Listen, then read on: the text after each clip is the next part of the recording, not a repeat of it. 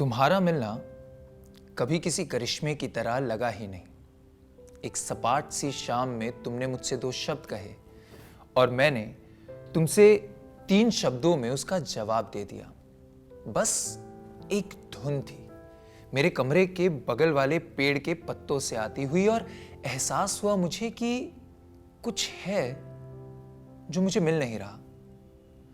ऐसा कुछ जो हमेशा से मौजूद था मगर अब कहीं खो गया है। इसलिए अपनी लिखी हुई कहानियों में मैं उस खोए हुए को ढूंढने लग गया। आभास हुआ मुझे कि मेरी कहानियों में मैं जितनी बार भी किसी नई लड़की से मिलता हूं ना, तो आसपास बहुत सी असाधारण चीजें होने लग जाती है। शायद इसलिए कि उन्हें मिलते साथ उन्हें समझने के प्रयास में मैं अपना संतुलन खो देता हूं और जहन में आए सारे ख्यालों को एक साथ कागज पर उतार देता हूं। मगर मैं इन सब में उन शब्दों को खो देता हूं जिनसे मैं असल मायने में मिलना चाहता हूं, और इन खोए हुए शब्दों की खाली जगहों पर एक खामोशी आकर बैठ जाती है। फिर ये सारी खामोशियां आपस में मिलकर एक धुन बन जाती है। कल रात जब तुमने अपना पसंदीदा गीत भेजा तो मैं हैरान होकर उसे सुबह तक सुनता रहा।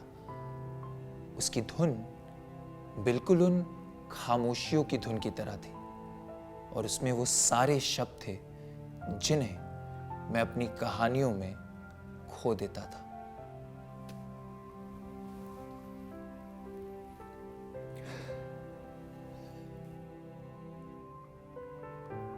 मैं ना अब थक गया हूं। एक ही कोशिश बार बार करते हुए निरंतर हारने के बाद भी उम्मीद अपने तरफ खींचती रहती है, जैसे उस पर किसी और का जोर हो, मानो वो भी मजबूर हो। मगर मैं थक गया हूं। अच्छा, आपको पतंग उड़ानी आती है क्या? मुझे नहीं आती। जब मैं 10 साल का था ना, तो मेरे एक दोस्त ने ऊंची उड़ती हुई एक पतंग की लटाई मेरे हाथ में दे दी और खुद कहीं चला गया। फिर कहीं से एक तेज हवा का झोंका आया और पतंग ने पूरी लटाई को खींचकर सारा मांझा निकाल लिया। अब सब कुछ उस एक आखिरी गांठ पर आकर टिक गया था। तो हड़बड़ाकर मैंने लटाई को गोल गोल लपेटना शुरू किया। जैसे ही मैंने उसे लपेटना पूरा किया, फिर कहीं से एक तेज हवा का झोंका आया और सब कुछ वापस उस एक गांठ पर ले जाकर खड़ा कर दिया। मगर मैं बार बार करता रहा, निरंतर। फिर मैं थक गया और इंतजार करने लगा। इंतजार कर रहा हूं कि या तो कोई आकर मेरे हाथ से वो लटाई ले ले, या फिर अपनी पतंग से मेरी पतंग के मांझे को काट दे, क्योंकि ये उम्मीद मुझसे अब छूटती नहीं है।